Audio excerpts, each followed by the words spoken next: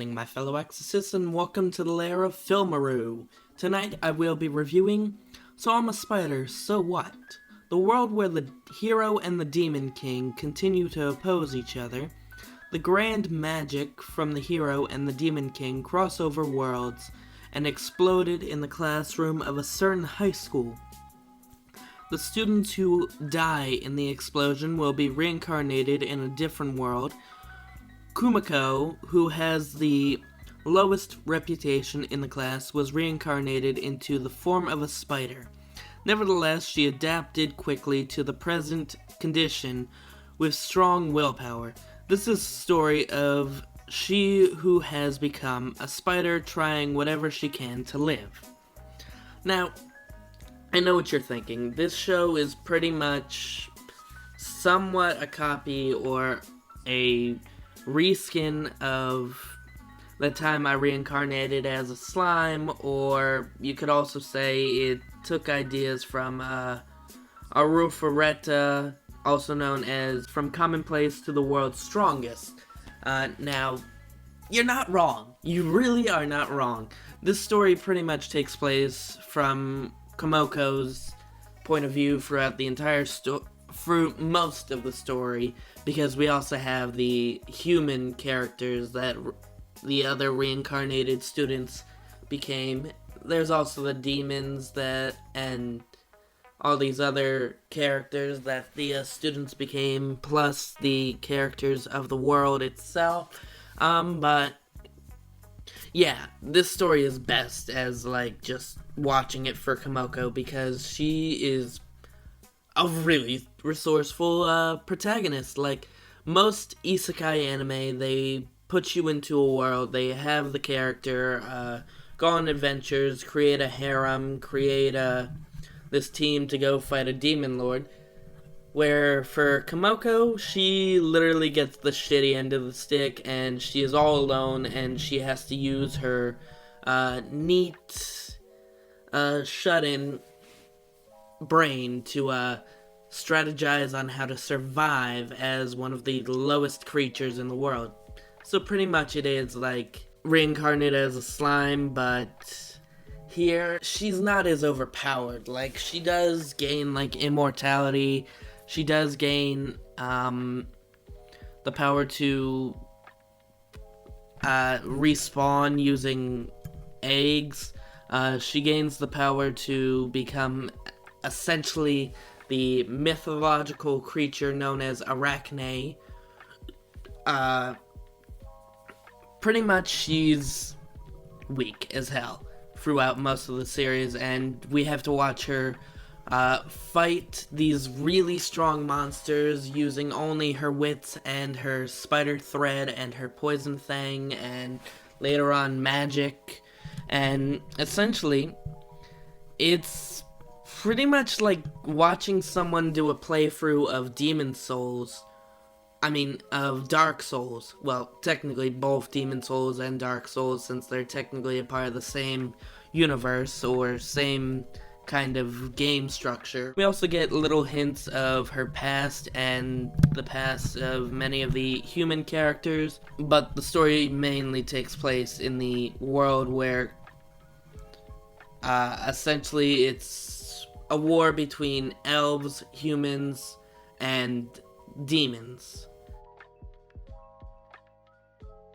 And Kumiko is like that one side character who throws herself into it. Like, the first half, we watch as she grows in the labyrinth, as it's called, just essentially trying to eat and survive and fight whatever comes at her. Well, she also learns that this world is essentially kind of a game created by this team of gods, technically, known as the administrators, who one of them turns out to be one of the reincarnated students, or she wasn't reincarnated, she just became a god for some reason of this world, which we're still waiting for season 2 to find out why. But essentially the story is Kumiko's, and we're watching her survive and fight off earth dragons, weird magma seahorses. This really big dragon that acts as like her rival for like 2 episodes. She fights her own mother, well, her spider mother, the queen of whatever species she is. Yeah, essentially that's it. She just fights really big creatures and has to use her brain to survive instead of all these overpowered skills like you'd expect from an isekai. Essentially, this is an isekai done well. Now, while I like Kamoko's storyline, I hate the human storyline. Like, essentially, we learn about Sho, the hero of this world, the new hero, Furune, Ariel, Raph, Sophia, Karin, and a bunch of other characters whose names I could really care less to remember. Oh, here it is. Schlain, who is supposed to be the main character of this, the second main character of the subplot that they use to, like, give us more context into what's going on with the world and who the heroes are and who the demon lord is. Essentially, that's boring as hell. They have this huge battle between the elves, the humans, and the demons, and I don't care. Like, you don't care anything about the human characters. They're boring as hell. They're essentially taking a backseat to Kamoko. I mean, they can talk. That's pretty much it. They're supposedly stronger than Kamoko, but the problem is Kamoko, where Arfareta did this right, and in the first season they bring together the main character and the other people that were reincarnated. Here, Kamoko and Schlain and the other ones don't really meet up with her at all. Like, they don't even know who she is. They don't know if she's still alive. Several months later, they join forces with the Demon Lord to supposedly save the world, and that's about it. That's why we need a second season for this. So we finally see Kamoko meet up with her classmates, essentially explain what happened to her, and maybe they can all join forces to save the world from Administrator D and the elves, who apparently have Terminator-esque technology. Like, yeah, this is bending shonen anime with isekai fantasy anime mixed with futuristic anime, and while I admit that's really cool, still doesn't make the human storyline as interesting. And I also have one gripe with Kamoko, where she can speak through her mind, or she can send these mind probes into other creatures, like when she did it with her mother, or now the Demon Lord has her body brain in her. Why can't she talk to anyone? I mean, I get it, she's a spider. Essentially, Rimaru from